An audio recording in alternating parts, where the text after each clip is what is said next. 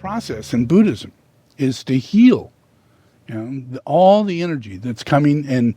If humanity, it has the power to impress physical objects like this bowl, or this crystal stupa, and inside that is ash of Gautama Buddha, that's really powerful shit. I mean, that is called a relic. That's a relic, So what we as Rinpoches or masters, we collect relics.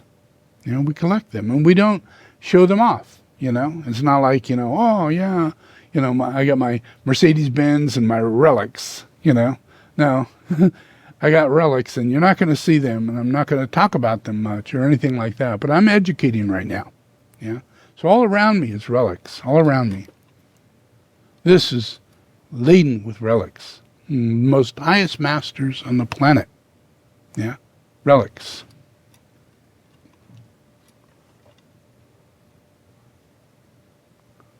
This is relics. Filled with relics. Hundreds of Rinpoches in puja for 3 years. Sat in puja with all their relics. Previous life incarnation relics. Monasteries that they represent, and hundreds of thousands of disciples under them that do pujas at the same time to push the energy up to touch the throne of the Buddha. The throne seat. That's where all these relics are from. The throne seat of Buddha. That's what relics are about. When you meditate, take some weird object that's just an object, and you do puja.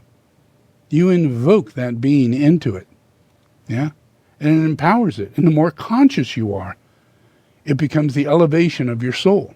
Your soul becomes a radiating etheric field, a powerful force, a pranic field that regulates and changes chakras. It uses chakras. It activates chakras for the first time, watering stuff and fixing things and fixing cars and, brushing your teeth isn't going to activate your chakras. It's inertia. That's a mundane life. You're living in a state of maintenance with no spiritual awareness whatsoever, that, you should be doing ceremony with relics in your time of day, and, doing those sort of things. So that's our process, is to bring that consciousness, because all the masters sit with this process that I'm in. If you've known me as a child, I always collected things that were, I believe, to be sacred. And I put empowerments into them, and I put them inside of a pyramid. That was by the time I was 7 or 8 years old. So everything around me in my room had been empowered by me, knowing that sacredness goes into things. It can go into people, go into objects, it can go into chalices, it can go into your water. The reason for that is because I'm bringing this energy in and transmitting this energy out in a grounded way, in a place that has sacredness but doesn't know it. This is a relic point.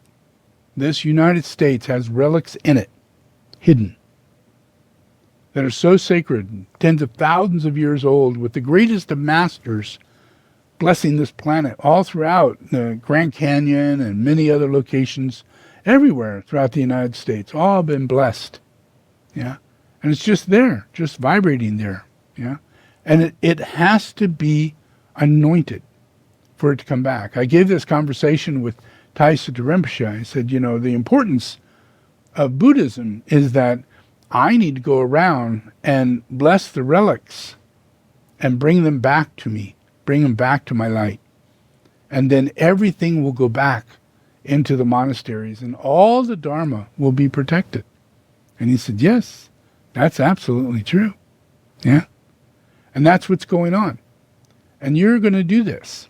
Humanity's going to do this. You're not going to become researchers looking for relics, but you're going to be intuitively guided to go to a darshan in India or receive a blessing that's coming through a vajra or an etheric weaver or something of that nature, and allow yourself to receive blessings even though you're not in a location that you think you should be receiving blessings, but you are.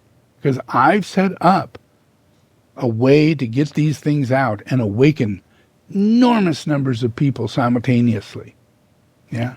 And change the elemental process below them. Because no one knows that as a Buddhist, and since your teacher is Buddha, and you don't know that you're my student, so this darshan is to help move us into this process, where I'm going to give you more pujas, and I'm going to seek out through many of the Rinpoches and Drepung that do the pujas, go to the retreats, the 3-year retreats and everything.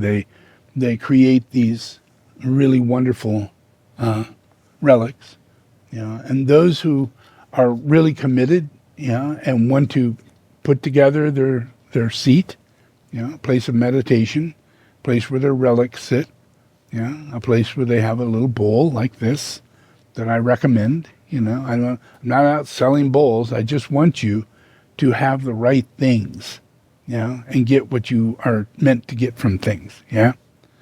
So when we move through this, this is going to make a big difference. And we fill our soul up. We fill our physical body up. Our cells start radiating with light.